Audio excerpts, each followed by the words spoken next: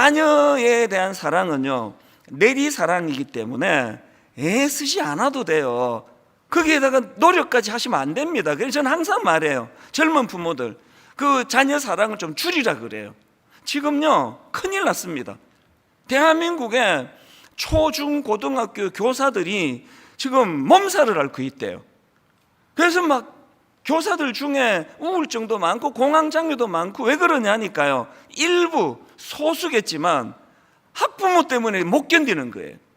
막 뭘 해도 와서 따지고 시비 걸고 사진 찍고 녹음하고 막 이래가지고, 그래서 젊은 교사들이 못 견뎌내고 있는 거예요. 여러분 부탁합니다. 그러지 마세요. 좀 믿고 맡겨야 돼요. 왜 그렇습니까? 물이 위에서 아래로 흐르듯이 저절로 그런 거예요. 막 온 세포가 애한테 다 가 있으니까 막 못 견디는 거거든요. 10계명이 5계명에 내 부모를 공경해라, 그리고 6계명으로 들어가서 네 자녀를 목숨처럼 사랑해라, 그런 거 없잖아요. 네 자녀를 목숨처럼 사랑해라 왜 없습니까? 안 해도 다 하는 걸 뭐하러 넣겠냐고요. 그 본능이라니까요.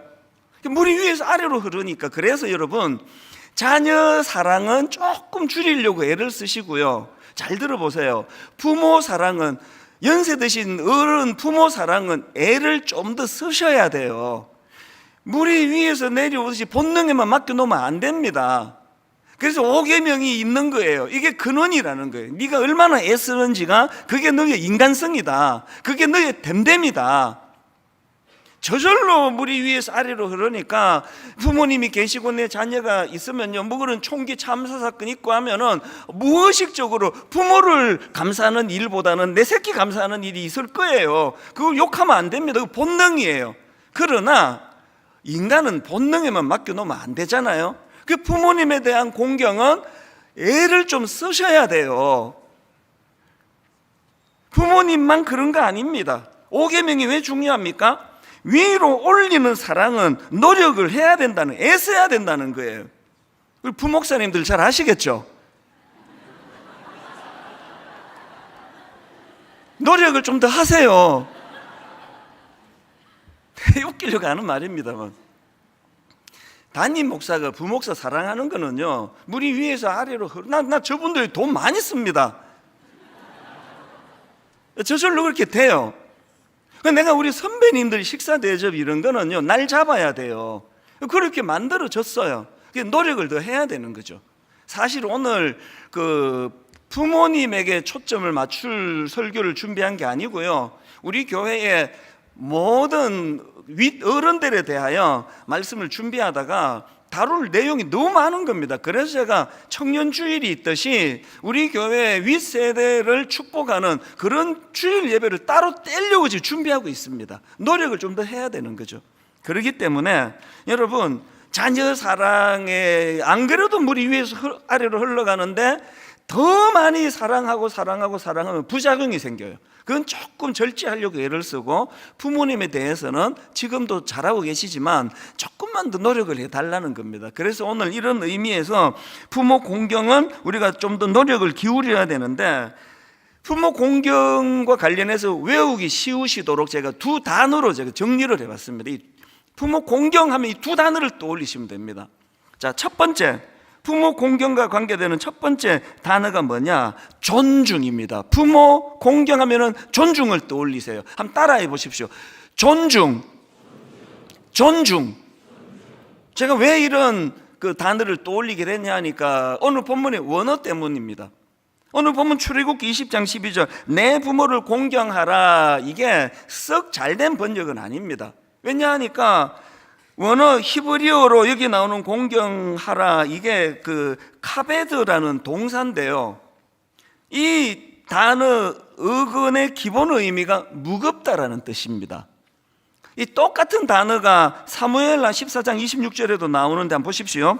그의 머리털이 무거움으로 연말마다 깎았으며, 지금 우리가 부모를 공경하라 할 때 쓰는 이 단어가 머리가 너무 길어졌을 때 그 머리가 무거운 거죠. 무게가 이 같은 단어라는 겁니다.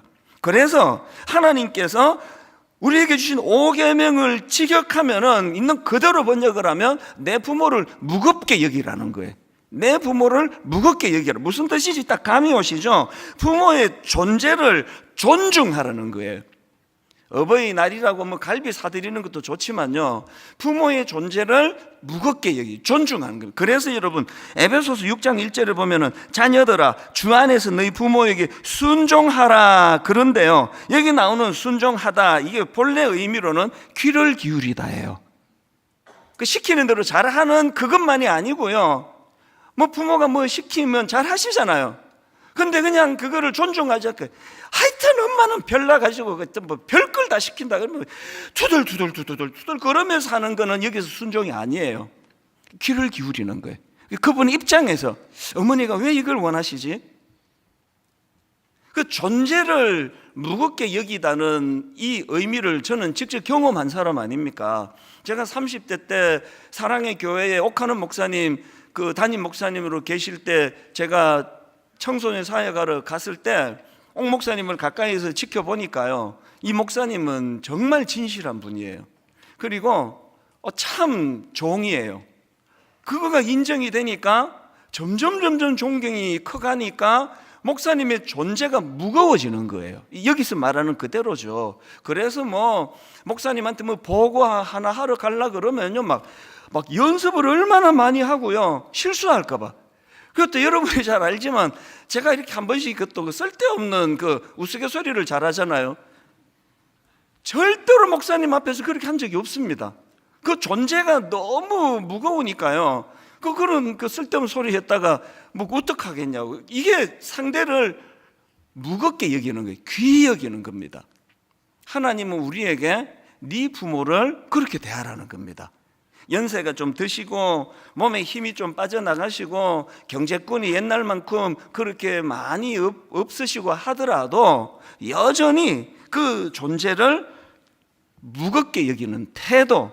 그래서 부모님에게 여러분 언어도 조심하셔야 돼요. 그 만만하고 편하다 보니까 그렇게 자꾸 부모님에게 함부로 말하는 이거 그 굉장히 나쁜 겁니다. 그 존재를 무겁게 여긴다는 거, 이거를 제가 우리 청년들에게 종종 이야기합니다. 결혼을 앞두고 있는 청년이 있으면요, 제가 막 진지하게 조언해요. 결혼 생각을 지금 하고 있다면 너 내 얘기 잘 들으라. 데이트할 때 그냥 푹 빠져가지고 헬렐레 그러고 있으면 안 되고, 이 남자를, 이 여자를 잘 점검해야 된다. 너를 진짜 존중하는지, 너 존재를 무겁게 여기는지 이거 봐야 된다. 그 상대방을 인격적으로 존중하고, 그래서 제가 하는 표현이 있어요. 너 남자친구가, 너 여자친구가 너에 대해서 영혼의 동반자로 생각하는지 꼭 점검해야 된다. 영혼의 동반자라는 게 뭘 뜻하는지 알죠? 지금 상대방이 나를 그렇게 생각 안 해요. 그냥 뭐 만나면 자꾸 막 그냥 스킨십 하려고 그러고 그 어떤 쾌락의 도구로 이렇게만 보고 있다면 결혼하면 큰일 나요. 그런 사람은요, 결혼하고 반드시 딴 여자에게 눈이 가요. 영혼의 동반자라 해야 돼요. 날 존중하는 거죠. 여러분, 부부도 마찬가지 아닙니까? 제가 지난주에도요, 어떤 청년에게 제가 이런 내용을 가르쳐 주면서 제 이야기를 했습니다. 제 아내가 몇 년 전에 유방암에 걸렸잖아요.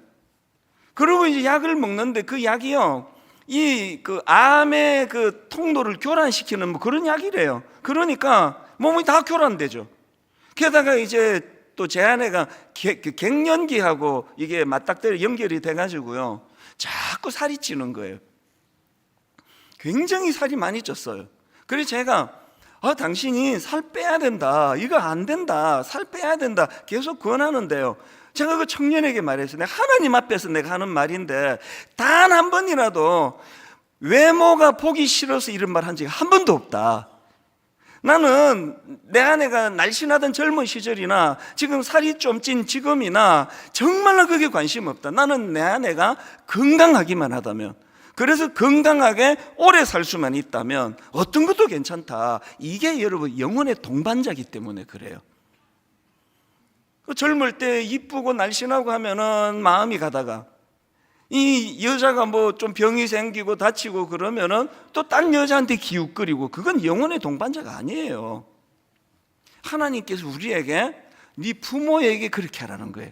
용돈도 두둑히 드리고 저 희생적으로 사랑해 주실 그때뿐만 아니라 연세가 많이 드셔서 지금은 그렇게 할 수 있는 여건이 안 되는 그런 상황이라 할지라도 지갑의 두께를 보고 부모를 판단하는 게 아니라 여전히 우리 부모님은 내 인생에서 무거운 존재예요. 귀한 존재입니다. 하나님이 이걸 명하고 계시다는 겁니다. 여러분이 다 아시지만 저희 어머니가 이제 원래 99세가 되셨잖아요. 한 5, 6년 전부터 이제 어머니가 단기 기억을 못 하세요. 장기, 예전에 그 기억을 하시는데 단기 기억을 못 하세요. 그래서 이제 지금은 마음이 아프게도 이제 통화조차도 잘 안 되는 상황이, 대화도 잘 안 되는 아픈 마음인데, 한 5, 6년 전만 해도 이제 제가 주로 출근하면서 전화를 드렸습니다. 그 전화를 드리면 우리 어머니의 초미의 관심사는 우리 막내 아들이에요. 규진이는 학교 잘 다니니? 그럼 제가 이렇게 대답을 해요. 아, 규진이 군대 갔습니다. 전에 말씀드렸는데 군대 갔습니다. 군대 생활 잘하고 있습니다. 그 다음날 또 출근하면서 전화를 드려요. 그러면 어머니 또 말씀하세요. 규진이는 잘 있니? 학교 잘 다니니? 그럼 저 또 말씀을 드려요. 아, 규진이 군대 갔습니다. 군대 생활 잘하고 있습니다. 그 다음날 또 전화를 드립니다. 그러면 또 물으세요. 규진이는 학교 잘 다니니? 거기다 대고 버럭, 도대체 몇 번을 말해야 알아들으시겠냐고요. 군대 갔다고 내가 한두 번 말했습니까? 여러분, 단 한 번도 이렇게 반응한 적이 없어요. 진짜 하나님이 아세요. 저는요, 어머니가 10번을 반복해서 물으시면 10번을 다 처음 듣는 것처럼 대답했습니다. 아, 어제 말했잖아요. 군대 갔어요. 단 한 번도 그렇게 한 적이 없습니다. 이게 지금 3일째, 4일째 계속이 되는데, 규진이 군대 갔니? 아, 규진이 학교 잘 다니니? 그러면 처음 듣는 것처럼. 왜? 어머니가 기억을 못 하시고 처음 물으시는 것처럼 물으시니까 처음 듣는 것처럼 답을 드려요. 왜 그럴까요? 어머니가 연세가 99세가 되셔서 단기 기억을 잃었다 하더라도 그게 그분을 내가 막대할 만큼 존재가 가벼워졌다는 뜻이 아니거든요.